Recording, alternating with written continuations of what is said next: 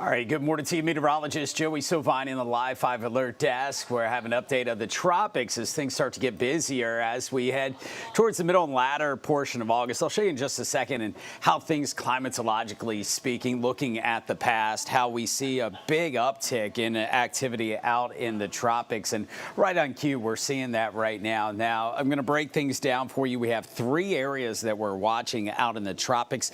None of great concern at this point in time, but some spots that we will be watching. Now, first up, we'll start closest to home, and you can see this area right here in the central and western Gulf of Mexico with a 20% chance of developing. Now, out of these three areas, this has the lowest chance, but I will tell you that this is an area that we'll watch next week. And you may say, why next week if it's circled right now? Well, when the National Hurricane Center puts out these areas of concern or disturbances to watch and gives the probability that they will develop, they issue these out going 7 days in the future. Previously, it had been 5 days. So naturally, if you tack on a couple of extra days, you'll see more things down the road than we have kind of talked about or looked at in previous years. Now, this disturbance here, you may wonder where it's at. You may say, is it something over here? You see some bright colors off the east coast of Florida or some storms in the northern Gulf of Mexico. Well, both of those are wrong. The disturbance is actually way out here near the Lesser Antilles. Now, this is going to be moving westward through the Bahamas, across the state of Florida this weekend. And then once it gets in the central and western Gulf, that's when there could be development out of this. Right now, the odds of that at 20%. Now, farther out in the Gulf, you see some higher numbers, some higher probabilities, some higher chances that these two X's, which mark where those disturbances and the tropical waves are right now, one just off the coast of Africa and one out ahead of it. That's where they are located right now. Now, the orange areas indicate where development could occur over the next 7 days. And we have noted some increased odds here in the last 24 hours. The one that's highlighted in 50%, the models were trying to figure out which one of these two waves, or do both, or do neither one develop. Well, the latest in model thinking is that this first one now seems a little bit more likely than the latter one right here to develop as we go through the upcoming days. Still, there's a decent chance at 40%, just a little bit better odds that this one develops and heads in this general direction. So that is something we will watch. Now, I'll take these kind of drawings off of here and show you just how far away from us these two disturbances are, and you can see that the closest one here is about 3,200 miles away, and the second one behind that is about 3,700 miles away. So this is a long ways out in the Atlantic Ocean. We have a lot of time to watch it,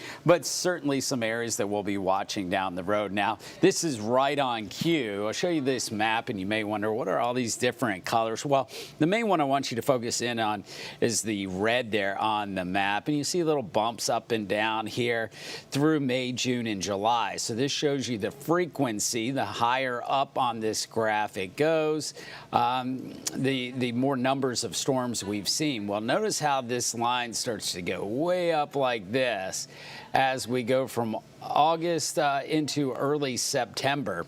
That shows that the frequency of storms increases quite substantially. In fact, maybe 4- or 5-fold from the beginning of August all the way through the beginning of September. So we look at a really sharp increase in the numbers of storms, climatologically speaking, and also the number of hurricanes. You can see that here in the purple, how there's this kind of mountain that we climb into early September. The peak of it, by the way, right here is around September the 10th. That's the peak of hurricane season. But you have to remember, there's also a backside to hurricane season. It just doesn't stop there.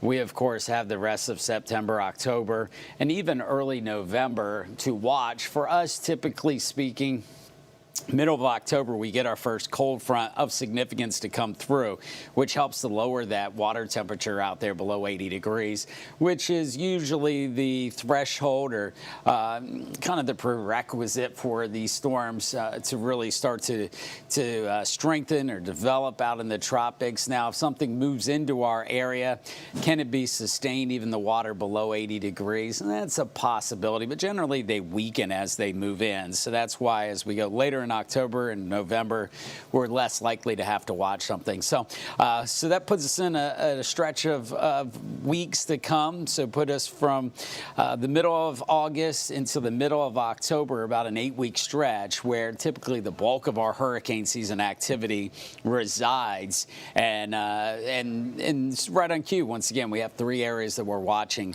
out in the Atlantic Basin. Emily, by the way, is the next name up on the list, and Franklin. So with 3 out there, maybe 1 or 2 of those end up being named down the road. I think we'll at least get 1 based on what we're seeing out of the computer models right now, with one of those disturbances that are off the coast of Africa.